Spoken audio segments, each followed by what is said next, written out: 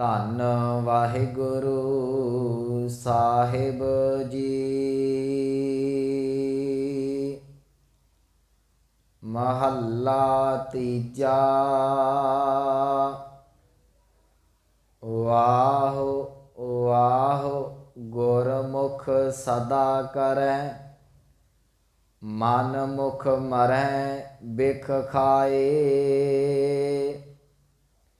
ਓਨਾ ਵਾਹੁ ਵਾਹੁ ਨਾ ਭਾਵਈ, ਦੁਖੇ ਦੁਖ ਵਿਹਾਏ। ਗੁਰਮੁਖ ਅੰਮ੍ਰਿਤ ਪੀਵਣਾ, ਵਾਹੁ ਵਾਹੁ ਕਰਹਿ ਲਿਵ ਲਾਏ। ਨਾਨਕ ਵਾਹੁ ਵਾਹੁ ਕਰਹਿ ਸੇ ਜਨ ਨਿਰਮਲੇ, ਤਿਰ ਭਵਨ ਸੋਝੀ ਪਾਏ। ਪੌੜੀ। ਹਰਿ ਕੈ ਭਾਣੈ ਗੁਰ ਮਿਲੈ, ਸੇਵਾ ਭਗਤ ਬਨੀਜੈ। ਹਰਿ ਕੈ ਭਾਣੈ ਹਰਿ ਮਨ ਵਸੈ, ਸਹਿਜੇ ਰਸ ਪੀਜੈ। ਹਰਿ ਕੈ ਭਾਣੈ ਸੁਖ ਪਾਈਐ, ਹਰਿ ਲਾਹਾ ਨਿਤ ਲੀਜੈ। ਹਰਿ ਕੈ ਤਖਤ ਬਹਾਲੀਐ, ਨਿਜ ਘਰ ਸਦਾ ਵਸੀਜੈ। ਹਰਿ ਕਾ ਭਾਣਾ ਤਿਨਿ ਮੰਨਿਆ, ਜਿਨਾ ਗੁਰੂ ਮਿਲੀਜੈ।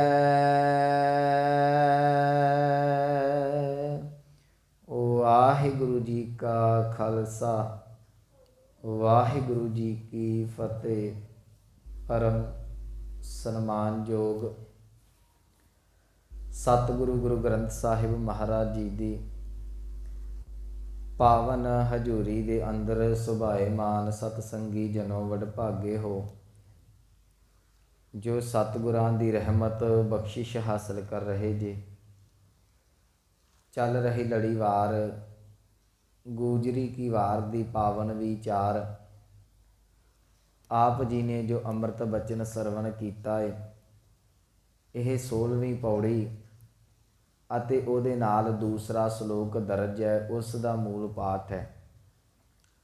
ਪਹਿਲੇ ਸ਼ਲੋਕ ਦੀ ਵਿਚਾਰ ਆਪਾਂ ਕੱਲ੍ਹ ਸਾਂਝੀ ਕੀਤੀ ਸੀ, ਜਿਸ ਦੇ ਵਿੱਚ ਗੁਰੂ ਅਮਰਦਾਸ ਮਹਾਰਾਜ ਜੀ ਨੇ ਬਖਸ਼ਿਸ਼ ਕੀਤੀ ਹੈ, ਭਾਈ ਜੇ ਸਿਫਤ ਕਰਨੀ ਹੈ ਤੇ ਉਸ ਅਕਾਲ ਪੁਰਖ ਦੀ ਕਰੋ, ਜਿਹੜਾ ਸਦੀਵੀ ਰਹਿਣ ਵਾਲਾ ਹੈ, ਜਿਹੜਾ ਗੁਣਾਂ ਦਾ ਦਾਤਾ, ਸਾਰਿਆਂ ਨੂੰ ਰਿਜ਼ਕ ਦਿੰਦਾ ਅਤੇ ਸਾਰਿਆਂ ਦੇ ਵਿੱਚ ਸਮਾਇਆ ਹੋਇਆ ਹੈ।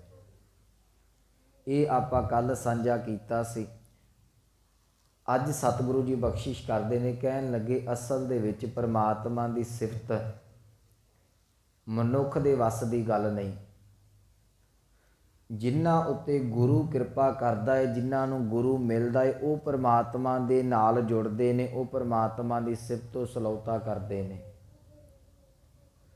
ਸਤਿਗੁਰੂ ਕਹਿਣ ਲੱਗੇ ਹਰੇਕ ਮਨੁੱਖ ਦੇ ਜੀਵਨ ਦਾ ਕੁਝ ਨਾ ਕੁਝ ਆਧਾਰ ਹੈ।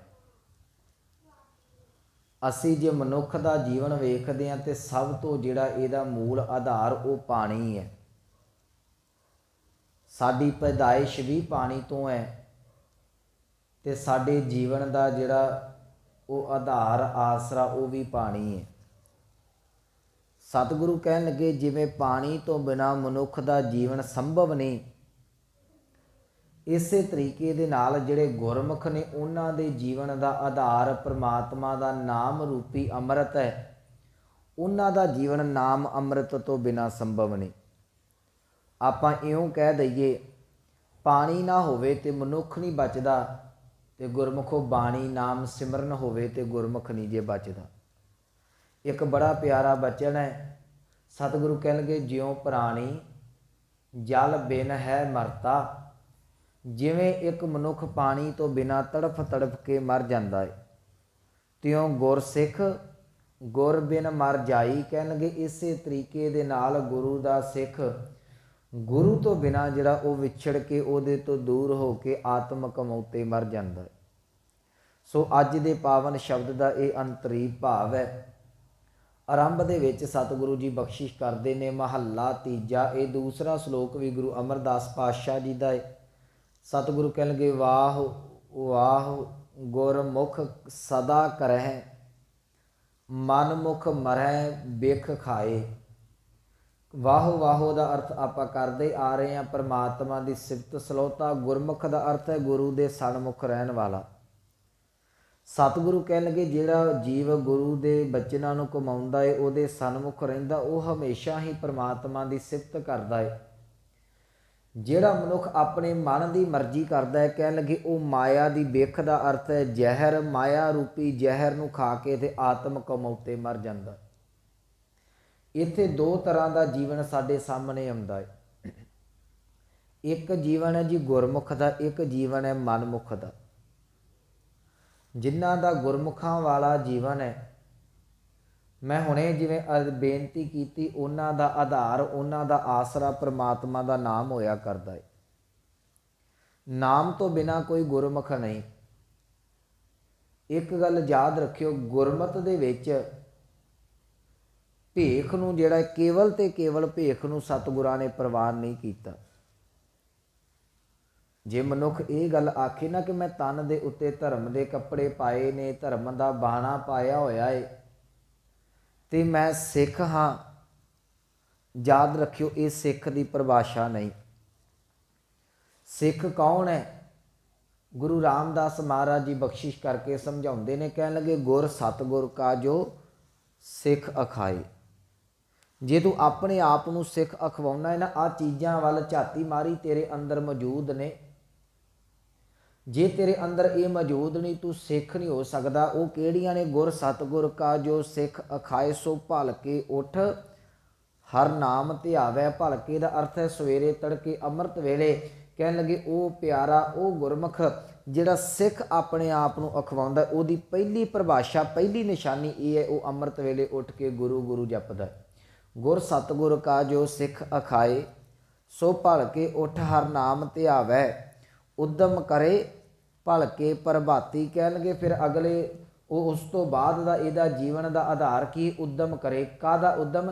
ਇਸ਼ਨਾਨ ਕਰੇ, ਅੰਮ੍ਰਿਤਸਰ ਨਹਾਵੈ। ਇੱਥੇ ਅੰਮ੍ਰਿਤਸਰ ਦਾ ਅਰਥ ਜਿਹੜਾ ਹੈ ਉਹ ਨਾਮ ਰੂਪੀ ਅੰਮ੍ਰਿਤ ਸਰੋਵਰ ਕਰਾਂਗੇ ਤੇ ਜ਼ਿਆਦਾ ਵਧੀਆ ਰਹੇਗਾ। ਕਹਿਣਗੇ ਫਿਰ ਚੜ੍ਹੈ ਦਿਵਸ ਗੁਰਬਾਣੀ ਗਾਵੈ, ਬਹਿੰਦਿਆਂ ਉੱਠਦਿਆਂ ਹਰ ਨਾਮ ਧਿਆਵੈ।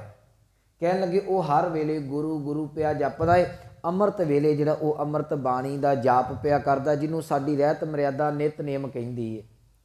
ਯਾਦ ਰੱਖਿਓ, ਰਹਿਤ ਮਰਿਆਦਾ ਨੇ ਵੀ ਸਿੱਖ ਦੀ ਪਰਿਭਾਸ਼ਾ ਦਿੱਤੀ ਹੈ। ਸਿੱਖ ਉਹ ਹੈ ਜਿਹੜਾ ਇੱਕ ਅਕਾਲ ਪੁਰਖ ਦਾ ਧਿਆਨ ਧਰਦਾ ਹੋਇਆ ਗੁਰ ਮੰਤਰ, ਮੂਲ ਮੰਤਰ ਦਾ ਜਾਪ ਕਰਦਾ ਹੈ, ਅੰਮ੍ਰਿਤ ਬਾਣੀਆਂ ਦਾ ਜਾਪ ਕਰਦਾ ਹੈ, ਗੁਰੂ ਤੇ ਨਿਸ਼ਚਾ ਰੱਖਦਾ, ਉਹਨੂੰ ਅਸੀਂ ਸਿੱਖ ਕਹਿੰਦੇ। ਇਹ ਸਾਡੀ ਰਹਿਤ ਮਰਿਆਦਾ ਦੇ ਬੋਲ ਨੇ। ਇੱਕ ਗੱਲ ਯਾਦ ਰੱਖਿਓ, ਅਸੀਂ ਆਪਣੇ ਜੀਵਨ ਵੱਲ ਵੇਖੀਏ ਗੁਰਮੁਖੋ, ਜੇ ਮੈਂ ਨਿਤਨੇਮ ਨਹੀਂ ਕਰਦਾ, ਜੇ ਅੰਮ੍ਰਿਤ ਵੇਲੇ ਚੌਂਕੜਾ ਲਾ ਕੇ 2-4 ਜਿੰਨਾ ਵੀ ਸਮਾਂ ਹੈ 2-4 ਮਿੰਟ ਗੁਰੂ ਗੁਰੂ ਨਹੀਂ ਜਪਦਾ, ਤੇ ਮਨੁੱਖ ਇੱਕ ਬਿਜ਼ਨਸਮੈਨ ਤੇ ਹੋ ਸਕਦਾ ਹੈ, ਇੱਕ ਜਿਹੜਾ ਆਮ ਮਨੁੱਖ ਤੇ ਹੋ ਸਕਦਾ ਹੈ, ਕੋਈ ਵੱਖਰਾ ਉਹਦਾ ਅਹੁਦਾ ਹੋ ਸਕਦਾ, ਕੋਈ ਅਹੁਦੇਦਾਰ ਤੇ ਹੋ ਸਕਦਾ, ਉਹ ਸਿੱਖ ਨਹੀਂ ਹੋ ਸਕਦਾ। ਜਿਵੇਂ ਹਰੇਕ ਚੀਜ਼ ਦੇ ਰੂਲ ਨੇ ਨਾ, ਜੇ ਕੋਈ ਡਾਕਟਰ ਹੈ, ਡਾਕਟਰ ਦੀ ਪਰਿਭਾਸ਼ਾ ਹੈ, ਭਲਿਆ ਜੇ ਤੂੰ ਡਾਕਟਰ ਬਣਨਾ ਹੈ ਤੇਰੇ ਵਾਸਤੇ ਆਹ ਡਿਗਰੀਆਂ ਦਾ ਹੋਣਾ ਲਾਜ਼ਮੀ ਹੈ। ਜੇ ਤੂੰ ਜੱਜ ਹੈ ਤੇਰੇ ਵਾਸਤੇ ਇਹਨਾਂ ਡਿਗਰੀਆਂ ਦਾ ਹੋਣਾ ਲਾਜ਼ਮੀ ਹੈ। ਜੇ ਤੂੰ ਟੀਚਰ ਹੈ ਇਹਨਾਂ ਚੀਜ਼ਾਂ ਦਾ ਹੋਣਾ ਲਾਜ਼ਮੀ ਹੈ। ਤੇ ਗੁਰਮੁਖੋ, ਜੇ ਮੈਂ ਪਿਛਲੇ ਸਮੇਂ 'ਚ ਵੀ ਕਿਹਾ ਸੀ, ਚਿੱਟਾ ਕੋਟ ਪਾਉਣ ਦੇ ਨਾਲ ਕਦੀ ਕੋਈ ਡਾਕਟਰ ਨਹੀਂ ਬਣਦਾ। ਅਸੀਂ ਡਿਗਰੀ ਚੈੱਕ ਕਰਦੇ ਹਾਂ ਨਾ, ਜਦੋਂ ਕਿਸੇ ਡਾਕਟਰ ਦੇ ਕੋਲ ਜਾਓ ਉਹਦੀ ਨੇਮ ਪਲੇਟ ਚੈੱਕ ਕੀਤੀ ਜਾਂਦੀ, ਇਹਦੇ ਕੋਲ ਡਿਗਰੀ ਕਿਹੜੀ ਹੈ। ਚਿੱਟਾ ਕੋਈ ਵੀ ਕੋਟ ਪਾ ਕੇ ਆ ਜੇ, ਤੁਸੀਂ ਓਪਰੇਟ ਕਰਾਓਗੇ ਆਪਣਾ? ਮਨੁੱਖ ਨਹੀਂ ਕਰਾਉਂਦਾ। ਇਹਨੂੰ ਨੌਲੇਜ ਕੋਈ ਨਹੀਂ, ਮੈਂ ਆਪਣੀ ਜਾਨ ਗਵਾਉਣੀ ਹੈ। ਜੇ ਕੋਈ ਚਿੱਟਾ ਕੋਟ ਪਾਉਣ ਦੇ ਨਾਲ ਕੇਵਲ ਤੇ ਕੇਵਲ ਬਾਹਰੀ ਭੇਖ ਦੇ ਨਾਲ ਡਾਕਟਰ ਨਹੀਂ, ਕੋਈ ਕਾਲਾ ਕੋਟ ਪਾਉਣ ਦੇ ਨਾਲ ਵਕੀਲ ਨਹੀਂ ਬਣਦਾ, ਖਾਕੀ ਵਰਦੀ ਪਾਉਣ ਦੇ ਨਾਲ ਕੋਈ ਪੁਲਿਸ ਵਾਲਾ ਨਹੀਂ ਕੇਵਲ ਤੇ ਕੇਵਲ ਬਣਦਾ। ਯਾਦ ਰੱਖਿਓ, ਚਿੱਟੇ ਕੱਪੜੇ ਜਾਂ ਧਰਮ ਦਾ ਬਾਣਾ ਪਾਉਣ ਦੇ ਨਾਲ ਕੋਈ ਧਰਮੀ ਨਹੀਂ ਬਣਦਾ। ਇਹ ਸਤਿਗੁਰਾਂ ਦੇ ਅੰਮ੍ਰਿਤ ਬਾਣੀ ਦੀ ਪਰਿਭਾਸ਼ਾ ਹੈ। ਹਾਂ, ਕਕਾਰਾਂ ਨੂੰ ਤਰਜੀਹ ਦਿੱਤੀ ਹੋਈ ਹੈ ਸਤਿਗੁਰਾਂ ਨੇ, ਪਰ ਇੱਕ ਗੱਲ ਯਾਦ ਰੱਖੀ, ਕਕਾਰ ਤਾਂ ਪਾਏ ਸ਼ੋਭਦੇ ਨੇ ਜੇ ਮਗਰ ਉਹਦੇ ਕਿਰਦਾਰ ਹੈ। ਤੇ ਜੇ ਉਹ ਕਿਰਦਾਰ ਨਹੀਂ ਸਿੱਖ ਵਾਲਾ, ਜੇ ਸਿੱਖ ਵਾਲਾ ਜੀਵਨ ਨਹੀਂ, ਤੇ ਇਹਨੂੰ ਅੰਮ੍ਰਿਤ ਬਾਣੀ ਆਖੇਗੀ। ਗੱਜ ਸਾਡੇ ਤੈ ਤੈ ਧੋਤੀਆਂ ਤੇਹਰੇ ਪਾਇਣ ਤਗ ਗਲੀ, ਜਿਨ੍ਹਾਂ ਜਪ ਮਾਲੀਆਂ ਲੋਟੇ ਹੱਥ ਨੇ ਬੱਗ, ਓਏ ਹਰ ਕੇ ਸੰਤ ਨਾ ਆਖੀਐ ਬਾ ਨਾਰਸ ਕੇ ਠੱਗ। ਮਾਤਾ ਇਹਦੇ ਅਰਥ ਤੁਸੀਂ ਪੰਡਤਾਂ ਨੂੰ ਲੈ ਕੇ ਕਰੋ। ਜੇ ਸਿੱਖ ਹੋ ਕੇ ਤੂੰ ਅੰਮ੍ਰਿਤ ਬਾਣੀ ਨਹੀਂ ਪੜ੍ਹਦਾ, ਤੇਰਾ ਜੀਵਨ ਅੰਮ੍ਰਿਤ ਬਾਣੀ ਦੇ ਮੁਤਾਬਕ ਨਹੀਂ ਚੱਲਦਾ, ਜੇ ਤੇਰਾ ਜੀਵਨ ਗੁਰੂ ਦੇ ਆਸ਼ੇ ਅਨੁਸਾਰ ਨਹੀਂ ਚੱਲਦਾ, ਤੇਰੇ ਵੀ ਤਨ ਤੇ ਕੇਵਲ ਭੇਖ ਹੀ ਪਿਆ ਹੋਇਆ, ਇਹਦੇ ਤੋਂ ਵੱਧ ਹੋਰ ਕੁਛ ਨਹੀਂ। ਸੋ ਸਤਿਗੁਰਾਂ ਨੇ ਇਹ ਪਰਿਭਾਸ਼ਾ ਦਿੱਤੀ ਹੈ। ਮੈਂ ਜਿਹੜੀ ਬੇਨਤੀ ਕਰ ਰਿਹਾ ਸਾਂ ਕਿ ਜੇ ਤੂੰ ਸਿੱਖ ਹੈ ਤੇ ਯਾਦ ਰੱਖੀ ਆ ਤੇਰੇ ਜੀਵਨ ਦਾ ਆਧਾਰ ਹੈ। ਤੇ ਜਿਹੜਾ ਅੰਮ੍ਰਿਤ ਵੇਲੇ ਉੱਠੇ ਬਾਣੀ ਪੜ੍ਹੇ, ਮੈਂ ਚਲੋ ਇੱਕ ਦੋ ਵਿੱਚੋਂ ਪੰਕਤੀਆਂ ਪੜ੍ਹ ਦੇਣਾ। ਸਤਿਗੁਰੂ ਕਹਿਣ ਲੱਗੇ ਜੋ ਸਾਸ ਗਿਰਾਸ ਧਿਆਏ ਮੇਰਾ ਹਰ ਹਰ, ਕਹਿ ਲੱਗੇ ਜਿਹੜਾ ਫਿਰ ਹਰੇਕ ਸਵਾਸ ਦੇ ਨਾਲ ਗੁਰੂ ਗੁਰੂ ਜਪਦਾ ਹੈ ਨਾ, ਸੋ ਗੁਰ ਸਿੱਖ ਗੁਰੂ ਮਨ ਭਾਵੈ, ਉਹ ਫਿਰ ਗੁਰੂ ਨੂੰ ਪਿਆਰਾ ਲੱਗਦਾ ਏ, ਪਰਮਾਤਮਾ ਨੂੰ ਪਿਆਰਾ ਲੱਗਦਾ ਏ। ਤੇ ਜਿਹੜਾ ਸਿੱਖ ਬਾਣੀ ਪੜ੍ਹਦਾ, ਨਾਮ ਜਪਦਾ, ਰਹਿਤ ਦਾ ਪੱਕਾ ਜੀਵਨ ਦੇ ਵਿੱਚ ਗੁਰੂ ਦੇ ਜਿਹੜੇ ਬਚਨ ਕਮਾਉਂਦਾ ਪਿਆ ਏ। ਤੇ ਗੁਰੂ ਰਾਮਦਾਸ ਜੀ ਪਤਾ ਕੀ ਕਹਿੰਦੇ ਅਖੀਰ ਤੇ, ਕਹਿਣ ਲੱਗੇ ਜਨ ਨਾਨਕ ਧੂੜ ਮੰਗੈ ਤਿਸ ਗੁਰ ਸਿੱਖ ਕੀ, ਜੋ ਆਪ ਜਪੈ ਅਵਰਾ ਨਾਮ ਜਪਾਵੇ। ਕਹਿਣ ਲੱਗੇ ਇਹੋ ਜਿਹੇ ਸਿੱਖਾਂ ਦੀ ਮੈਂ ਚਰਨ ਧੂੜੀ ਲੋਚਦਾ ਹਾਂ, ਕਿਤੇ ਉਹਨਾਂ ਦੀ ਚਰਨ ਧੂੜੀ ਮਿਲ ਜਾਵੇ ਤੇ ਮੈਂ ਫੜ ਕੇ ਮਸਤਕ ਦੇ ਨਾਲ ਲਾ ਲਵਾਂ, ਜਿਹੜੇ ਉੱਠ ਕੇ ਅੰਮ੍ਰਿਤ ਵੇਲੇ ਗੁਰੂ ਗੁਰੂ ਜਪਦੇ ਨੇ। ਇਹ ਗੁਰਮੁਖੋ ਸਿੱਖ ਦੀ ਪਰਿਭਾਸ਼ਾ ਹੈ, ਜਿਹਦੇ ਬਾਰੇ ਸਤਿਗੁਰਾਂ ਦੇ ਅੰਮ੍ਰਿਤ ਬਚਨ ਕਹਿੰਦੇ ਨੇ ਗੁਰਸਿੱਖੀ ਭਾਣਾ ਮੰਨਿਆ, ਗੁਰ ਪੂਰਾ ਪਾਰ ਲੰਘਾਏ, ਗੁਰ ਸਿੱਖਾਂ ਕੀ ਹਰ ਧੂੜ ਦੇ ਹਮ ਪਾਪੀ ਭੀਗਤ ਪਾਹੇ। ਉਹ ਗੁਰਸਿੱਖ ਜਿਹੜੇ ਨੇ ਭੇਖੀ ਨਹੀਂ, ਉਹ ਗੁਰਸਿੱਖ ਉਹ ਨੇ ਜਿਹੜੇ ਗੁਰੂ ਦੇ ਬਚਨਾਂ ਨੂੰ ਕਮਾਉਂਦੇ ਨੇ। ਉਹ ਗੁਰਸਿੱਖ ਉਹ ਨੇ ਜਿਹੜੇ ਗੁਰੂ ਦੇ ਆਸ਼ੇ ਅਨੁਸਾਰੀ ਹੋ ਕੇ ਚੱਲਦੇ ਨੇ।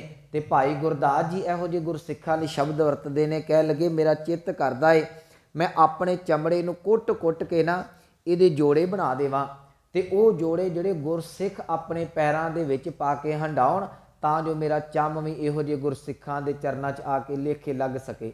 ਉਹ ਉਹਨਾਂ ਦੇ ਬਚਨ ਵੀ ਅਸੀਂ ਭਾਈ ਗੁਰਦਾਸ ਜੀ ਦੇ ਵੀ ਬਚਨ ਪੜ੍ਹਦੇ ਹਾਂ। ਮੇਰੇ ਮੌਜੋ ਖੱਲੜੇ ਗੁਰਸਿੱਖ ਹੰਡਾਉਂਦੇ, ਮਸਤਕ ਲੱਗੇ ਸਾਧ ਰੇਨ ਵਡਭਾਗ, ਜਿਨ੍ਹਾਂ ਦੇ ਕਹਿਣਗੇ ਵੱਡਿਆਂ ਭਾਗਾਂ ਦੇ ਨਾਲ ਸਾਧੂ ਸੰਤਾਂ ਦੀ ਗੁਰਮੁਖ ਪਿਆਰਿਆਂ ਦੀ ਚਰਨ ਧੂੜੀ ਮਿਲਦੀ ਹੈ। ਇਹੋ ਜਿਹੇ ਗੁਰਸਿੱਖ ਕੋਈ ਵਿਰਲੇ ਟਾਵੇਂ ਨੇ। ਸੋ ਸਿੱਖ ਦੀ ਪਰਿਭਾਸ਼ਾ ਹੈ। ਜੇ ਸਾਡੇ ਅੰਦਰ ਇਹ ਗੁਣ ਨਹੀਂ ਤੇ ਯਾਦ ਰੱਖਿਓ ਉਹ ਫਿਰ ਸਿੱਖ ਨਹੀਂ ਹੋ ਸਕਦਾ, ਉਹ ਕੇਵਲ ਤੇ ਕੇਵਲ ਇੱਕ ਭੇਖੀ ਹੋ ਸਕਦਾ ਹੈ। ਸੋ ਇੱਥੇ ਸਤਿਗੁਰੂ ਜੀ ਸਮਝਾ ਰਹੇ ਨੇ, ਕਹਿਣ ਲੱਗੇ ਜਿਹੜਾ ਗੁਰਸਿੱਖ ਹੈ ਜਾਂ ਗੁਰਮੁਖ ਹੈ, ਜਿਹਦੇ ਮੈਂ ਵਿਚਾਰ ਕਰ ਲਿਆ, ਉਹਦਾ ਜੀਵਨ ਕੀ ਹੈ, ਜਿਵੇਂ ਹੁਣੇ ਮੈਂ ਸਾਂਝਾ ਕੀਤਾ, ਉਹ ਹਰ ਵੇਲੇ ਗੁਰੂ ਗੁਰੂ ਜਪਦਾ ਹੈ। ਉਹਦੇ ਮਨ ਦੇ ਵਿੱਚ ਈਰਖਾ ਨਹੀਂ, ਉਹਦੇ ਮਨ ਦੇ ਵਿੱਚ ਸਾੜਾ ਨਹੀਂ, ਉਹਦੇ ਮਨ ਦੇ ਵਿੱਚ ਵਿਕਾਰ ਨਹੀਂ, ਉਹਦੇ ਮਨ ਦੇ ਵਿੱਚ ਮਾਇਆ ਦਾ ਪ੍ਰਭਾਵ ਨਹੀਂ। ਉਹਦੀ ਰਸਨਾ ਹਰ ਵੇਲੇ ਉਹ ਗੁਰੂ ਗੁਰੂ ਪਈ ਜਪਦੀ ਹੈ। ਵਾਹ ਵਾਹੋ ਗੁਰਮੁਖ ਸਦਾ ਕਰੈ। ਕਹਿਣ ਲੱਗੇ ਜਿਹੜੀ ਰਸਨਾ ਗੁਰੂ ਗੁਰੂ ਜਪਦੀ ਹੈ ਨਾ, ਉਹ ਗੁਰੂ ਦੇ ਬਚਨਾਂ ਦੇ ਅਨੁਸਾਰੀ ਹੋ ਗਈ। ਮੈਂ ਇੱਕ ਛੋਟਾ ਜਿਹਾ ਤੁਹਾਨੂੰ ਕਸਵੱਟੀ ਦੇ ਦੇਣਾ, ਕੰਮ ਆਊ ਤੁਹਾਡੇ। ਜੇ ਤੁਹਾਡਾ ਚਿੱਤ ਕਰੇ ਨਾਮ ਜਪਣ ਨੂੰ, ਜੇ ਚਿੱਤ ਕਰੇ ਤੁਹਾਡਾ ਗੁਰੂ ਘਰ ਆਉਣ ਨੂੰ, ਜੇ ਚਿੱਤ ਕਰੇ ਤੁਰਦਾ ਫਿਰਦਾ ਚਲੋ ਮੈਂ ਇੱਕ ਬਾਣੀ ਦਾ ਪਾਠ ਕਰ ਲਵਾਂ ਜਾਂ ਗੁਰੂ ਗੁਰੂ ਜਪ ਲਵਾਂ, ਇਹਦਾ ਭਾਵ ਹੈ ਤੁਸੀਂ ਆਪਣੇ ਪਿਆਰੇ ਦੇ, ਆਪਣੇ ਅਕਾਲ ਪੁਰਖ ਦੇ, ਆਪਣੇ ਗੁਰੂ ਦੇ ਨੇੜੇ ਆ ਰਹੇ ਜੇ।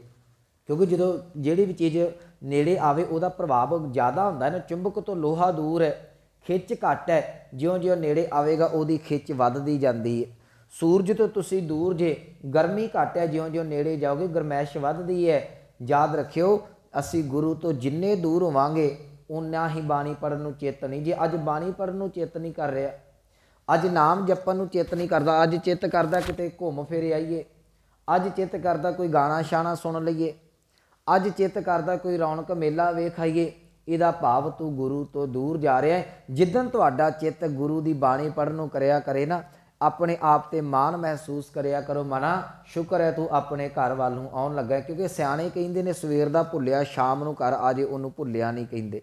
ਸੋ ਸਤਿਗੁਰੂ ਕਹਿਣਗੇ ਇਹ ਗੁਰਸਿੱਖ ਦਾ, ਗੁਰਮੁਖਾਂ ਦਾ ਜੀਵਨ ਹੈ। ਉਹ ਹਰ ਵੇਲੇ ਗੁਰੂ ਗੁਰੂ ਜਪਦੇ ਨੇ। ਵਾਹ ਵਾਹ ਗੁਰਮੁਖ ਸਦਾ ਕਰੈ। ਤੇ ਮਨਮੁਖ ਕੀ ਕਰਦੇ ਨੇ? ਕਹਿਣ ਲੱਗੇ ਮਨਮੁਖ ਨੂੰ ਕਹਿ ਦਿਓ ਨਾ ਕਿ ਗੁਰਦੁਆਰੇ ਚੱਲੀਏ, ਬਾਣੀ ਪੜ੍ਹ ਲਈਏ, ਘੜੀ ਬਹਿ ਕੇ ਨਾਮ ਜਪ ਲਿਓ, ਕਹਿੰਦਾ ਮੇਰੇ ਕੋਲ ਸਮਾਂ ਨਹੀਂ। ਅਕਸਰ ਜ਼ਿੰਦਗੀ ਦੇ ਤੁਸੀਂ ਦੇਖਿਓ, ਚਲੋ ਜਿੰਨੇ ਕੁ ਆਪਾਂ ਗੁਰੂ ਦੇ ਚਰਨਾਂ 'ਚ ਆਉਂਦੇ, ਇਹ ਤਾਂ ਤਜਰਬੇ ਤੁਸੀਂ ਕਰ ਸਕਦੇ ਨਾ, ਬਹੁਤੇ ਕੋਈ ਔਖੇ ਨਹੀਂ।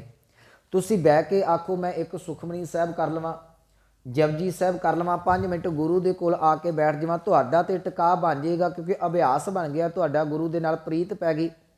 ਜਿਹੜਾ ਸੋਨਾ ਹੈ ਨਾ, ਜਦੋਂ ਉਹਦੀ ਮੈਲ ਸੜਨੀ ਸ਼ੁਰੂ ਹੋ ਜਾਏ ਉਹ ਫਿਰ ਟਿਕਣਾ ਸ਼ੁਰੂ ਹੋ ਜਾਂਦਾ ਹੈ।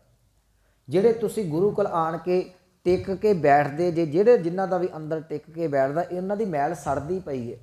ਹੁਣ ਮੈਲਾ ਸੋਨਾ ਜਿਹੜਾ ਉਹਦੇ ਵਿੱਚ ਕੋਈ ਠਾਲੀ 'ਚ ਟਿਕਦਾ ਨਹੀਂ। ਅਤੇ ਇਹੋ ਜਿਹੇ ਮਨਮੁਖ ਮਨੁੱਖ ਨੂੰ ਤੁਸੀਂ ਕਹੋਗੇ ਗੱਲਾਂ ਮਾਰਨ, ਤੁਸੀਂ 2 ਘੰਟੇ ਖਲੋ ਕੇ ਉਹਦੇ ਨਾਲ ਗੱਲਾਂ ਮਾਰੀ ਜਾਓ, ਉਹ ਗੱਲਾਂ ਕਰੀ ਜਾਏਗਾ। ਜੇ ਆਖੋਗੇ ਭਲਿਆ ਬਹਿ ਹੁਣ ਥੋੜ੍ਹੀ ਜਿਹੀ ਬਾਣੀ ਪੜ੍ਹ ਲਈਏ, ਉਹਨੂੰ ਉਸੇ ਵੇਲੇ ਹੀ ਕੰਮ ਚੇਤੇ ਆ ਜਾਏਗਾ। ਕਹਿੰਦਾ ਮੈਂ ਤਾਂ ਕਿਤੇ ਕੰਮ ਚੱਲਿਆ ਸਾਂ, ਬਸ ਤੇਰੇ ਕੋਲ 2 ਮਿੰਟ ਖਲੋ ਗਿਆ। ਭਲਿਆ ਕੋਈ ਇੰਨਾ ਪੁੱਛੇ ਵੀ 2 ਘੰਟਿਆਂ ਨੂੰ 2 ਮਿੰਟ ਕਹਿੰਦੇ ਨੇ। ਇਹ ਮਨਮੁੱਖ ਦਾ ਜੀਵਨ ਹੈ। ਮਨਮੁੱਖ ਜਿਹੜਾ ਹੈ ਉਹ ਬਾਣੀ ਤੋਂ, ਮਨਮੁੱਖ ਗੁਰੂ ਦੇ ਬਚਨਾਂ ਤੋਂ, ਗੁਰੂ ਦੇ ਆਛੇ ਤੋਂ ਦੂਰ ਜਾਂਦਾ ਹੈ। ਸਤਿਗੁਰੂ ਕਹਿਣਗੇ ਮਨਮੁੱਖ ਮਰੈ। ਇਹੋ ਜਿਹੇ ਜੀਵ ਆਪਣੇ ਮਨ ਦੀ ਮਰਜ਼ੀ ਕਰਕੇ ਆਤਮਕ ਮੌਤੇ ਮਰ ਜਾਂਦੇ ਨੇ। ਕਿਉਂ ਮਰਦੇ ਨੇ? ਬਿਖ ਖਾਏ, ਕਿਉਂਕਿ ਉਹਨਾਂ ਨੇ ਮਾਇਆ ਦੀ ਜ਼ਹਿਰ ਖਾ ਲਈ। ਉਹਨਾਂ ਨੇ ਜਿਹੜਾ ਸੀ ਮਾਇਆ ਨੂੰ ਪ੍ਰਧਾਨਤਾ ਦੇ ਦਿੱਤੀ। ਹਰ ਵੇਲੇ ਜਿਹੜਾ ਉਹ ਮਾਇਆ ਹੀ ਮਾਇਆ ਮਨ ਦੇ ਵਿੱਚ ਚਿਤਵਦੇ ਨੇ, ਜਿਹਨੂੰ ਸਤਿਗੁਰਾਂ ਦੀ ਬਾਣੀ ਕਹਿੰਦੀ ਹੈ ਮਾਇਆ ਮਨੋ ਨਾ ਵਿਸਰੈ, ਮੰਗੈ ਦਮਾ ਦਮ ਸੋ ਪ੍ਰਭ ਚੇਤਨਾ ਆਵਈ, ਨਾਨਕ ਨਹੀਂ ਕਰਮ। ਉਹਨੂੰ ਕਦੀ ਗੁਰੂ ਗੁਰੂ ਚੇਤੇ ਨਹੀਂ ਆਇਆ, ਕਦੀ ਚੇਤੇ ਨਹੀਂ ਆਇਆ ਮੈਂ ਗੁਰੂ ਕੋਲ ਜਾਣਾ ਹੈ, ਕਦੀ ਚੇਤੇ ਨਹੀਂ ਆਇਆ ਮੈਂ ਬਹਿ ਕੇ ਰੱਬ ਰੱਬ ਜਪ ਲਵਾਂ। ਹਰ ਵੇਲੇ ਉੱਠਦਿਆਂ ਬਹਿੰਦਿਆਂ ਸੌਂਦਿਆਂ ਜਾਗਦਿਆਂ ਮਨ ਦੇ ਵਿੱਚ ਮਾਇਆ ਦਾ ਹੀ ਚਿਤਵਨ ਚੱਲਦਾ ਹੈ। ਅਤੇ ਆਪਾਂ ਪਿੱਛੇ ਬਚਨ ਸਾਂਝਾ ਕੀਤਾ ਸੀ ਕਿ ਮਾਇਆ ਜਿਹੜੀ ਉਹ ਨਾਗਣੀ ਹੈ। ਮਾਇਆ ਹੋਈ ਨਾਗਣੀ ਜਗਤ ਰਹੀ ਲਪਟਾਏ। ਇਹ ਜਗਤ ਨੂੰ ਚੰਬੜੀ ਹੋਈ ਹੈ। ਇੱਕ ਦਿਨ ਮਨੁੱਖ ਦੀ ਮੌਤ ਦਾ ਕਾਰਨ ਵੀ ਇਹ ਮਾਇਆ ਹੀ ਬਣਦੀ ਹੈ। ਸਤਿਗੁਰੂ ਇੱਥੇ ਸਮਝਾ ਰਹੇ ਨੇ, ਕਹਿਣਗੇ ਇਹੋ ਜਿਹੇ ਜੀਵ ਮਨ ਦੀ ਮਰਜ਼ੀ ਕਰਨ ਵਾਲੇ ਜਿਹੜੇ ਨੇ ਉਹ ਮੌਤ ਆਪ ਸਹੇੜ ਕੇ ਆਤਮਕ ਮੌਤੇ ਮਰ ਜਾਂਦੇ ਨੇ, ਕਿਉਂਕਿ ਮਾਇਆ ਦੀ ਜ਼ਹਿਰ ਉਹਦੇ ਅੰਦਰ ਚਲੀ ਗਈ। ਮਨਮੁੱਖ ਮਰੈ ਬਿਖ ਖਾਏ। ਇੱਕ ਗੱਲ ਯਾਦ ਰੱਖਿਓ, ਜਿਹੜੀ ਮਾਇਆ ਹੈ ਨਾ, ਜਿਵੇਂ ਸਲੋ ਪੋਇਜ਼ਨ ਹੁੰਦਾ ਹੈ ਨਾ, ਮਿੱਠਾ ਜ਼ਹਿਰ, ਉਹ ਥੋੜ੍ਹਾ ਹੌਲੀ ਹੌਲੀ ਖਾਓਗੇ ਤੁਸੀਂ, ਅਸਰ ਕਰਦਾ ਹੈ ਸਰੀਰ ਦੇ ਉੱਤੇ। ਇਸੇ ਤਰੀਕੇ ਦੇ ਨਾਲ ਜਿਹੜੀ ਮਾਇਆ ਹੈ ਨਾ, ਸਾਨੂੰ ਇਉਂ ਲੱਗਦਾ ਕਿ ਮਾਇਆ ਦੀ ਕਾਲਖ ਸਾਨੂੰ ਲੱਗਦੀ ਨਹੀਂ, ਪਰ ਮਾਇਆ ਆਪਣਾ ਹੌਲੀ ਹੌਲੀ ਪ੍ਰਭਾਵ ਜਿਹੜਾ ਉਹ ਛੱਡਣਾ ਸ਼ੁਰੂ ਕਰਦੀ ਹੈ। ਅਤੇ ਮੈਂ ਬੜੀ ਵਾਰੀ ਅਰਜ਼ ਕਰਦਾ ਹੁੰਦਾ, ਮਾਇਆ ਦਾ ਅਰਥ ਕਦੀ ਧਨ ਦੌਲਤ ਨਾ ਕਰੀਏ। ਉਹ ਹਰੇਕ ਚੀਜ਼ ਮਾਇਆ ਹੈ ਜਿਹੜੀ ਤੁਹਾਨੂੰ ਗੁਰੂ ਤੋਂ ਦੂਰ ਖੜਦੀ ਹੈ। ਸਤਿਗੁਰੂ ਕਹਿ ਲਗੇ ਜਦੋਂ ਗੁਰੂ ਤੋਂ ਦੂਰ ਜਾਣਾ ਸ਼ੁਰੂ ਹੋ ਗਏ, ਉਦੋਂ ਹੀ ਮਨੁੱਖ ਦੀ ਜਿਹੜੀ ਉਹ ਮਾਨੋ ਆਤਮਕ ਮੌਤ ਹੋ ਜਾਂਦੀ ਹੈ। ਸਤਿਗੁਰੂ ਕਹਿ ਲਗੇ ਮਨਮੁੱਖ ਮਰੈ ਬਿਖ ਖਾਏ। ਹੁਣ ਮਨਮੁੱਖ ਦਾ ਹਾਲ ਕੀ ਹੈ? ਕਹਿਣਗੇ ਉਹਨਾਂ ਵਾਹੋ ਵਾਹੋ ਨਾ ਭਾਵਈ। ਭਾਵਈ ਦਾ ਅਰਥ ਹੁੰਦਾ ਭਾਉਣਾ, ਚੰਗਾ ਲੱਗਣਾ। ਹੁਣ ਸਾਡਾ ਚਿੱਤ ਕਰਦਾ ਹੈ ਅਸੀਂ ਗੁਰੂ ਕੋਲ ਜਾ ਕੇ ਬਹੀਏ, ਜੇ ਸਾਡਾ ਚਿੱਤ ਕਰਦਾ ਹੈ ਅੱਜ ਸੇਵਾ ਕਰੀਏ, ਜੇ ਚਿੱਤ ਕਰਦਾ ਸਿਮਰਨ ਕਰੀਏ, ਇਹ ਹੋ ਗਿਆ ਗੁਰਮੁਖਾਂ ਦਾ ਜੀਵਨ। ਹੁਣ ਚਿੱਤ ਨਹੀਂ ਕਰਦਾ ਗੁਰੂ ਗੁਰੂ ਜਪਣ ਨੂੰ, ਹੁਣ ਚਿੱਤ ਨਹੀਂ ਕਰਦਾ ਗੁਰਦੁਆਰੇ ਆਉਣ ਨੂੰ, ਹੁਣ ਚਿੱਤ ਨਹੀਂ ਕਰਦਾ ਗੁਰੂ ਦੇ ਘਰ ਦੀ ਕੋਈ ਗੱਲ ਸੁਣਨ ਨੂੰ।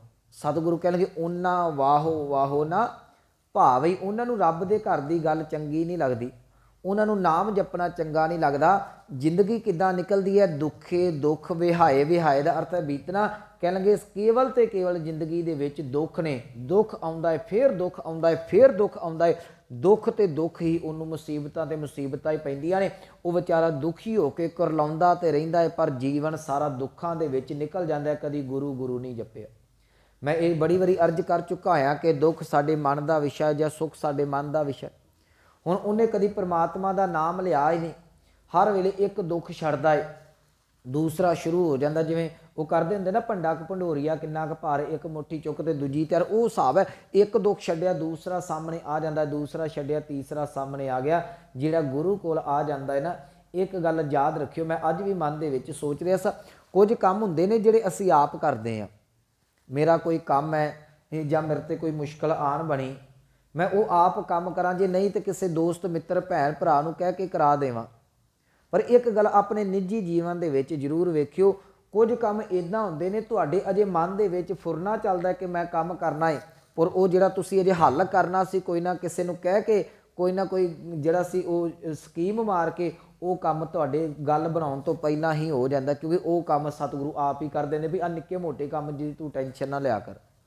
ਸੋ ਇਹ ਸਾਡੇ ਜੀਵਨ ਦੇ ਵਿੱਚ ਜਿਹੜੇ ਨੇ ਉਹ ਕਈ ਵਾਰੀ ਵਾਪਰਦੇ ਨੇ। ਇਹਨੂੰ ਬਾਣੀ ਕਹਿੰਦੀ ਅਚਿੰਤ ਕੰਮ ਕਰੇ ਪ੍ਰਭ ਤਿਨਕੇ। ਅਚਿੰਤ ਦਾ ਅਰਥ ਹੈ ਜਿਹੜੇ ਚੇਤੇ 'ਚ ਨਹੀਂ।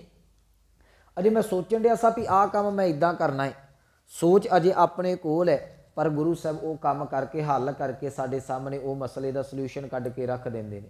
ਸੋ ਸਤਿਗੁਰੂ ਕਹਿਣ ਲੱਗੇ ਕਿ ਜਿਹੜਾ ਮਨੁੱਖ ਗੁਰੂ ਦੇ ਨਾਲ ਜੁੜਦਾ ਹੈ ਉਹ ਤੇ ਪ੍ਰਮਾਤਮਾ ਦੇ ਚਰਨਾਂ ਦੇ ਵਿੱਚ ਸੁਖੀ ਹੈ। ਪਰ ਜਿਹੜਾ ਰੱਬ ਦੇ ਨਾਲ ਨਹੀਂ ਜੁੜਦਾ, ਜਿਹੜਾ ਰੱਬ ਤੋਂ ਟੁੱਟਾ ਹੈ, ਉਹ ਨਿੱਕੀ ਨਿੱਕੀ ਗੱਲ ਦਾ ਬਾਅਦ 'ਚ ਜਿਹੜਾ ਹੈ ਨਾ ਉਹ ਮੁਸੀਬਤਾਂ ਬਣ ਕੇ ਉਹਦੇ ਅੱਗੇ ਆਉਂਦੀਆਂ ਨੇ। ਦੁੱਖੇ ਦੁੱਖ ਵਿਹਾਏ, ਉਹਦੀ ਸਾਰੀ ਉਮਰ ਦੁੱਖਾਂ ਦੇ ਵਿੱਚ ਬਤੀਤ ਹੁੰਦੀ ਹੈ। ਅੱਗੇ ਕਹਿਣਗੇ ਗੁਰਮੁਖ ਅੰਮ੍ਰਿਤ ਪੀਵਣਾ ਵਾਹ ਵਾਹ ਕਰੈ ਲਿਵ ਲਾਏ। ਕਹਿਣਗੇ ਗੁਰਮੁਖਾਂ ਨੇ ਅੰਮ੍ਰਿਤ ਦਾ ਅਰਥ ਕੀਤਾ ਹੈ ਮੈਂ ਨਾਮ ਰੂਪੀ ਅੰਮ੍ਰਿਤ। ਪੀਵਣਾ ਦਾ ਅਰਥ ਹੁੰਦਾ ਪੀਣਾ, ਪਰ ਪ੍ਰੋਫੈਸਰ ਸਾਹਿਬ ਸਿੰਘ ਹੁਣਾਂ ਨੇ ਨਾ ਇਨ ਪੀਵਣਾ ਨੂੰ ਵੱਖਰੇ ਅਰਥ ਲੈ ਕੇ ਤੇ ਬੜੀ ਸੋਹਣੀ ਗੱਲ ਕਹੀ, ਡੂੰਘੇ ਅਰਥ ਕੀਤੇ। ਕਹਿਣ ਲੱਗੇ ਪੀਵਣਾ ਦਾ ਅਰਥ ਜਿਵੇਂ ਜਲ ਪਾਣੀ ਆਪਾਂ ਛਕਦੇ ਹਾਂ ਪੀਣਾ, ਉਹਨਾਂ ਨੇ ਪੀਵਣਾ ਦਾ ਅਰਥ ਆਧਾਰ ਕੀਤਾ ਇਹਨੂੰ ਬੇਸ ਬਣਾ ਕੇ। ਮੈਂ ਚਲੋ ਅਰਜ਼ ਕਰ ਦੇਣਾ, ਮੈਨੂੰ ਵਧੀਆ ਲੱਗੇ ਅਰਥੋ। ਹੁਣ ਜਿਵੇਂ ਜਿਹੜੀ ਮੈਂ ਗੱਲ ਆਰੰਭ 'ਚ ਕਹੀ ਸੀ ਉਹ ਇੱਥੇ ਲੱਗੇਗੀ। ਅਸੀਂ ਪਾਣੀ ਪੀਂਦੇ ਹੈ ਤੇ ਲਿਕਵਿਡ ਪੀਤਾ ਜਾਂਦਾ ਹੈ। ਉਹਦਾ ਕੰਮ ਕੀ ਹੈ? ਸਾਡੀ ਜਿਹੜਾ ਸਭ ਤੋਂ ਜ਼ਰੂਰੀ ਕੰਮ ਹੈ ਪਿਆਸ ਬੁਝਾਉਂਦਾ ਹੈ। ਪਾਣੀ ਨਾ ਹੋਵੇ ਤੇ ਮਨੁੱਖ ਦਾ ਜੀਵਨ ਜਿਹੜਾ ਤਾਲੂ ਦੇ ਨਾਲ ਜ਼ੁਬਾਨ ਲਾ ਕੇ ਪਾਣੀ ਤੋਂ ਬਿਨਾਂ ਤੜਫ ਤੜਫ ਕੇ ਇੱਕ ਦਿਨ ਨੂੰ ਸਮਾਂ ਪਾ ਕੇ ਉਹ ਮਰ ਜਾਂਦਾ। ਪਾਣੀ ਜਿਹੜਾ ਉਹ ਜੀਵਨ ਦਾ ਆਧਾਰ ਹੈ। ਕਹਿਣ ਲੱਗੇ ਜਿਵੇਂ ਜਲ ਪਾਨ ਕਰਨਾ ਜਾਂ ਪਾਣੀ ਪੀਣਾ ਮਨੁੱਖ ਦੇ ਜੀਵਨ ਦਾ ਆਧਾਰ ਹੈ, ਮਨੁੱਖ ਪਾਣੀ ਤੋਂ ਬਿਨਾਂ ਨਹੀਂ ਨਾ ਬਚਦਾ। ਪ੍ਰੋਫੈਸਰ ਸਾਹਿਬ ਸਿੰਘ ਹੁਣਾਂ ਨੇ ਇਹ ਡੀਪਲੀ ਇਹਦੇ ਅਰਥ ਕਰਦਿਆਂ ਇਹ ਗੱਲ ਕਹੀ। ਕਹਿਣਗੇ ਗੁਰਮੁਖ ਅੰਮ੍ਰਿਤ ਪੀਵਣਾ, ਇਸੇ ਤਰੀਕੇ ਦੇ ਨਾਲ ਗੁਰੂ ਦੇ ਪਿਆਰਿਆਂ ਦਾ ਨਾਮ ਰੂਪੀ ਅੰਮ੍ਰਿਤ ਹੀ ਜੀਵਨ ਦਾ ਆਸਰਾ ਹੈ। ਜਿਵੇਂ ਇੱਕ ਮਨੁੱਖ ਪਾਣੀ ਤੋਂ ਬਿਨਾਂ ਨਹੀਂ ਰਹਿ ਸਕਦਾ, ਉਹ ਬਾਣੀ ਤੋਂ ਬਿਨਾਂ ਨਹੀਂ ਰਹਿ ਸਕਦੇ। ਉਹ ਹਰ ਵੇਲੇ ਗੁਰੂ ਗੁਰੂ ਜਪਦੇ ਰਹਿੰਦੇ ਨੇ, ਉਹ ਹਰ ਵੇਲੇ ਸਿਮਰਨ ਕਰਦੇ ਰਹਿੰਦੇ ਨੇ, ਉਹ ਹਰ ਵੇਲੇ ਆਪਣੀ ਸੁਰਤ ਪ੍ਰਮਾਤਮਾ ਦੇ ਚਰਨਾਂ ਦੇ ਵਿੱਚ ਟਿਕਾਈ ਰੱਖਦੇ ਨੇ, ਕਿਉਂਕਿ ਉਹਨਾਂ ਦੇ ਜੀਵਨ ਦਾ ਆਧਾਰ ਜਿਹੜਾ ਉਹ ਅੰਮ੍ਰਿਤ ਨਾਮ ਅੰਮ੍ਰਿਤ ਜਲ ਬਣ ਗਿਆ। ਇਹਨੂੰ ਗੁਰੂ ਅਮਰਦਾਸ ਮਹਾਰਾਜ ਜੀ ਦਾ ਇੱਕ ਬਚਨ ਬੜਾ ਸੋਹਣਾ ਸਾਨੂੰ ਸਪਸ਼ਟ ਕਰੇਗਾ। ਅਸੀਂ ਰੋਜ਼ ਪੜ੍ਹਦੇ ਹਾਂ ਕਿ ਸਾਚਾ ਨਾਮ ਮੇਰਾ ਆਧਾਰ ਹੋ। ਉੱਥੇ ਆਧਾਰ ਦਾ ਅਰਥ ਵੀ ਆਸਰਾ ਹੈ। ਹੁਣ ਅੱਗੇ ਦੁਨਿਆਵੀ ਤੌਰ 'ਤੇ ਮਾਇਆ ਆਧਾਰ ਬਣਦੀ ਸੀ ਜੀਵਨ ਦਾ। ਕਦੀ ਭੈਣ ਭਰਾ ਆਧਾਰ ਬਣਦੇ ਸਨ, ਕਦੀ ਰਿਸ਼ਤੇਦਾਰ ਆਧਾਰ ਬਣਦੇ ਸਨ, ਕਦੀ ਕੁਝ ਆਧਾਰ ਹੁੰਦਾ ਸੀ। ਮੇਰੇ ਜੀਵਨ ਦਾ ਆਸਰਾ ਇਹ ਹੈ ਜਿਹੜਾ ਸਾਨੂੰ ਡਿੱਗਦੇ ਹੋਇਆਂ ਨੂੰ ਸਹਾਰਾ ਦਿੰਦਾ। ਅਸੀਂ ਕਹਿੰਦੇ ਵੀ ਭਾਈ ਮੇਰੇ ਜੀਵਨ ਦਾ ਆਸਰਾ ਤੇ ਤੂੰ ਹੀ ਹੈ। ਅਸੀਂ ਕਹ ਬੱਚਿਆਂ ਦਾ ਜਿਹੜਾ ਆਸਰਾ ਮਾਂ ਬਾਪ ਹੁੰਦੇ ਨੇ, ਬਜ਼ੁਰਗਾਂ ਦਾ ਆਸਰਾ ਡਗੋਰੀ ਜਿਹੜੀ ਉਹ ਸਾਡੇ ਬੱਚੇ ਹੁੰਦੇ ਨੇ ਜਵਾਨ। ਪਰ ਬਾਣੀ ਨੇ ਬੜੀ ਸੋਹਣੀ ਗੱਲ ਕਹੀ। ਸਤਿਗੁਰੂ ਕਹਿਣ ਲੱਗੇ ਮਨੁੱਖ ਜਿਹੜਾ ਹੈ ਉਹ ਕਈ ਆਸਰੇ ਲੱਭਦਾ ਹੈ, ਪਰ ਜਿਹੜਾ ਗੁਰੂ ਦਾ ਪਿਆਰਾ ਹੈ ਨਾ ਉਹਦੇ ਜੀਵਨ ਦਾ ਆਸਰਾ ਕੇਵਲ ਤੇ ਕੇਵਲ ਪਰਮਾਤਮਾ ਦਾ ਨਾਮ ਹੋ ਜਾਂਦਾ ਹੈ। ਸਾਚਾ ਨਾਮ ਮੇਰਾ ਆਧਾਰੋ, ਸਾਚ ਨਾਮ ਆਧਾਰ ਮੇਰਾ, ਜਿਨ ਭੁੱਖਾਂ ਸਭ ਗਵਾਈਆਂ। ਉਹਨੇ ਅੰਦਰ ਦੀਆਂ ਜਿਹੜੀਆਂ ਭੁੱਖਾਂ ਗਵਾ ਦਿੱਤੀਆਂ, ਪਰਮਾਤਮਾ ਦਾ ਨਾਮ ਆਧਾਰ ਆਸਰਾ ਅਸੀਂ ਬਣਾ ਲਿਆ।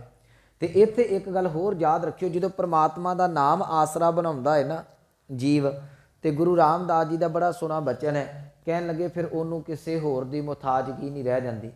ਮੈਂ ਜਿਵੇਂ ਆਰੰਭ 'ਚ ਕਿਹਾ ਮਨੁੱਖ ਕਈਆਂ ਦਾ ਆਸਰਾ ਭਾਲਦਾ ਹੈ, ਉੱਥੇ ਸਤਿਗੁਰਾਂ ਨੇ ਆਸਰੇ ਗਣਾਏ ਕਈਆਂ ਦੇ। ਕਹਿਣ ਲੱਗੇ ਕਿਸ ਹੀ ਧੜਾ ਕੀਆ ਮਿੱਤਰ ਸੁਤ ਨਾਲ ਭਾਈ।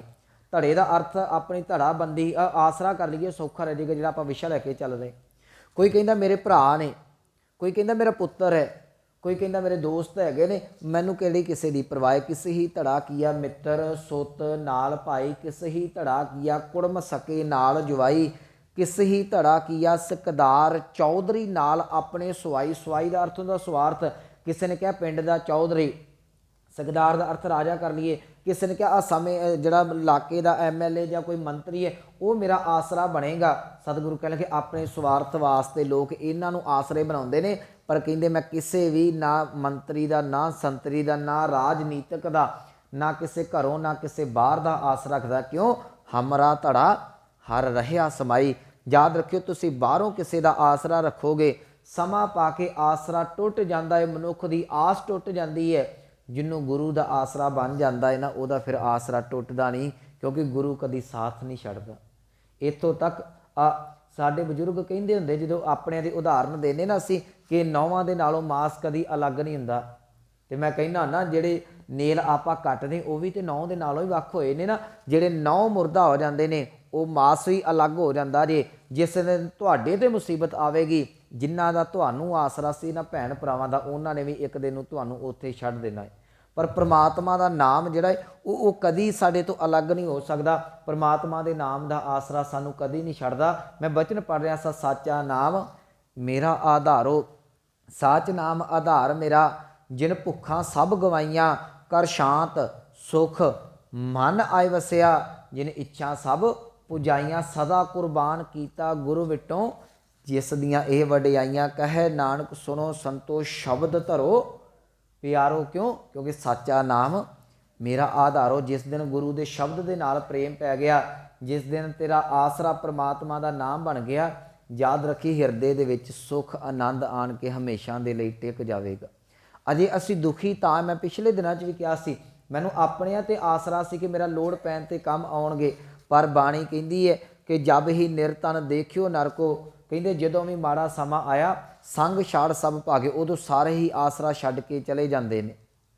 मनुख का माड़े समियां दे विच कोई नहीं। इत्थों तक मैं उदाहरण देना हुन्ना, तुसी बैठे जे ना, तुहाडा परछावां पै रहा होएगा लाइट के हिसाब दे नाल, किसी का अगे है किसी का पिछे है, याद रखियो हनेरियां दे विच परछावें साथ छड्ड जांदे जे। आ जिहड़ी बॉडी है इहदे विच जिहड़ी जीव आत्मा रहिंदी, इन्ने भी समा पा के साथ छड्ड जाना है, पर अमृत बाणी कहती है केवल तो केवल परमात्मा का नाम इहो जिहा जिहड़ा कदी साथ नहीं छड्डदा।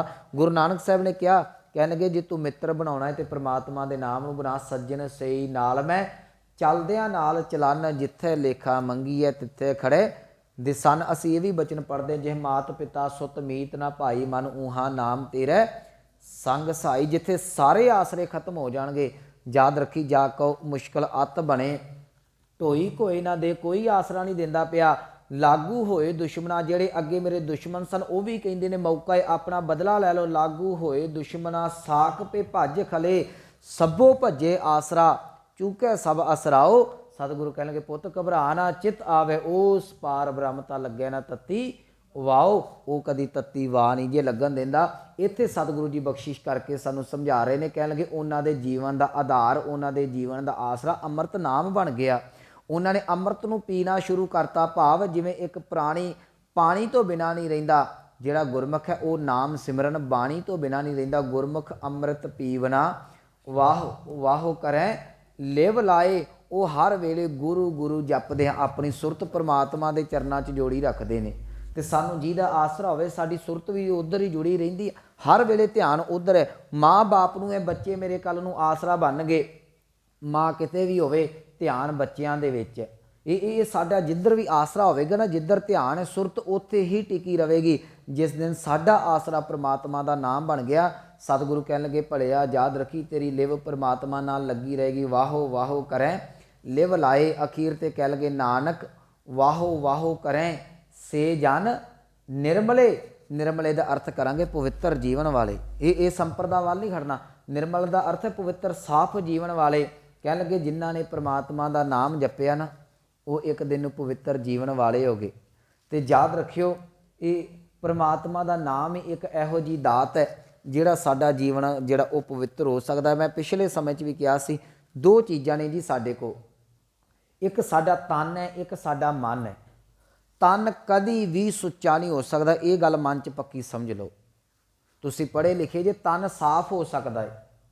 ये पिछे करोना काल चलिया, असी ये हत्थां नूं बड़ी साफ सफाई की अहमियत दी, सैनीटाइज करते रहे। काहदे वास्ते? हत्थ साफ हो सकते हैं, क्योंकि ये जिहड़े ने वो कई जम जिहड़े आउंदे जांदे रहिंदे ने। हत्थ सुच्चे नहीं हुंदे कदी भी, मूँह साफ किया जाता है, मूँह सुच्चा नहीं हुंदा। पर अमृत बाणी कहती है रसना सुच्ची हुंदी है जदों वो गुरु गुरु जपदी है। हत्थ सुच्चे हुंदे ने जदों सेवा करते हैं, पैर सुच्चे हुंदे ने जदों गुरु के चरणों च जाके चलते हैं। पर जिहड़ी मैं वैसे प्राइमरी गल कर रहा, कदी भी शरीर साडा सुच्चा नहीं हो सकता। मनुख का सारा जोर लगा होया मैं अपने तन नूं सुच्चा कर लवां। याद रखियो जे सुच्चा हो सकता वो साडा मन सुच्चा हो सकता, उधर नूं साडा ध्यान कोई नहीं। मन कदी झूठा नहीं हुंदा, मन विकारां दे नाल झूठा है। अमृत बाणी पढ़ोगे विकारां दी मैल लह जांदी है।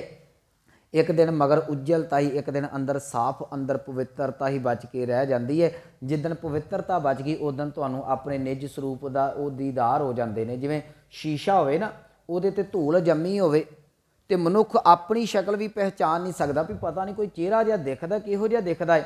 जदों उस घट्टे नूं उस धूड़ नूं साफ करदा है फिर पता लगदा ये तो मेरा चेहरा सी। आ बस विकारां दी मैल साडे मन ते चंबड़ी है। जिस दिन मन शुद्ध, मन साफ हो गया, मन पवित्र हो गया, उस दिन पता लग जाएगा कि मन तू जोत स्वरूप है, अपना मूल पछाण। इनू निज की पछाण हो जाती है। सतगुरु कह लगे नानक वाहो वाहो करें से जन निर्मले, वो पवित्र जीवन वाले हो गए। ਉਹਨਾਂ ਦਾ ਜੀਵਨ ਉੱਚਾ ਸੁੱਚਾ ਹੋ ਗਿਆ। ਹੁਣ ਕੀ ਮਿਲਿਆ ਉਹਨਾਂ ਨੂੰ? ਤ੍ਰਿਭਵਨ ਸੋਝੀ ਪਾਏ। ਉਹਨਾਂ ਨੂੰ ਤਿੰਨਾਂ ਭਵਨਾਂ ਦੀ ਸੋਝੀ ਪੈ ਗਈ, ਭਾਵ ਉਹਨਾਂ ਨੂੰ ਪਰਮਾਤਮਾ ਦੀ ਸਰਬ ਵਿਆਪਕਤਾ ਦਾ ਪਤਾ ਲੱਗ ਗਿਆ। ਉਹਨਾਂ ਦੇ ਅੰਦਰ ਇੰਨੇ ਕੁ ਪਵਿੱਤਰ ਹੋ ਗਏ, ਹੁਣ ਈਰਖਾ ਨਹੀਂ ਰਹਿ ਗਈ, ਨਿੰਦਿਆ ਨਹੀਂ ਰਹਿ ਗਈ, ਸਾੜਾ ਨਹੀਂ ਰਹਿ ਗਿਆ, ਵਿਕਾਰ ਨਹੀਂ ਰਹਿ ਗਏ, ਦੁਵੈ ਭਾਵਨਾ ਨਹੀਂ ਰਹਿ ਗਈ, ਕੇਵਲ ਤੇ ਕੇਵਲ ਪਰਮਾਤਮਾ ਦਾ ਨਾਮ ਰਹਿ ਗਿਆ। ਜਿੱਥੇ ਨਾਮ ਰਹਿ ਜਾਂਦਾ ਹੈ ਉੱਥੇ ਪਰਮੇਸ਼ਰ ਆਪ ਆਣ ਕੇ ਵਾਸ ਕਰ ਲੈਂਦਾ ਹੈ। ਕਹਿਣਗੇ ਉਹਨੂੰ ਤਿੰਨਾਂ ਭਵਨਾਂ ਦੀ ਸੋਝੀ ਹੋ ਜਾਂਦੀ ਹੈ। ਨਾਨਕ ਵਾਹੋ ਵਾਹੋ ਕਰੈ ਸੇ ਜਨ ਨਿਰਮਲੇ। ਜਿਹੜੇ ਗੁਰੂ ਗੁਰੂ ਜਪਦੇ ਨੇ ਉਹ ਪਵਿੱਤਰ ਜੀਵਨ ਵਾਲੇ ਹੋ ਗਏ। ਤ੍ਰਿਭਵਨ ਸੋਝੀ ਪਾਏ, ਉਹਨਾਂ ਨੂੰ ਤਿੰਨਾਂ ਭਵਨਾਂ ਦੀ ਸੋਝੀ ਹੋ ਜਾਂਦੀ ਹੈ। ਸੋ ਇਹ ਸੀ ਅੱਜ ਦੇ ਪਾਵਨ ਸ਼ਲੋਕ ਦੀ ਵਿਚਾਰ। ਮੇਰੇ ਮਨ 'ਚ ਸੀ ਮੈਂ ਨਾਲ ਪੌੜੀ ਦੀ ਸ਼ਾਇਦ ਵਿਚਾਰ ਕਰ ਦੇਵਾਂ, ਪਰ ਜੋ ਮਾਲਕ ਨੂੰ ਭਾਉਂਦਾ ਕੱਲ੍ਹ ਨੂੰ ਆਪਾਂ ਪੌੜੀ ਦੀ ਵਿਚਾਰ ਕਰਾਂਗੇ। ਇੰਨੀਆਂ ਬੇਨਤੀਆਂ ਪ੍ਰਵਾਨ ਹੋਈਆਂ, ਭੁੱਲਾਂ ਗਲਤੀਆਂ ਦੀ ਖਿਮਾ। ਆਓ ਪਾਵਨ ਪੰਕਤੀਆਂ ਦਾ ਜਾਪ ਸਰਵਣ ਕਰਕੇ ਸਮਾਪਤੀ ਕਰੀਏ। ਗੁਰਮੁਖ ਅੰਮ੍ਰਿਤ ਪੀਵਨਾ, ਵਾਹ ਵਾਹ ਕਰੈ ਲਿਵ ਲਾਏ। ਨਾਨਕ ਵਾਹ ਵਾਹ ਕਰੈ ਸੇ ਜਨ ਨਿਰਮਲੇ। ਤ੍ਰਿਭਵਨ ਸੋਝੀ ਪਾਏ। ਵਾਹਿਗੁਰੂ ਜੀ ਕਾ ਖਾਲਸਾ।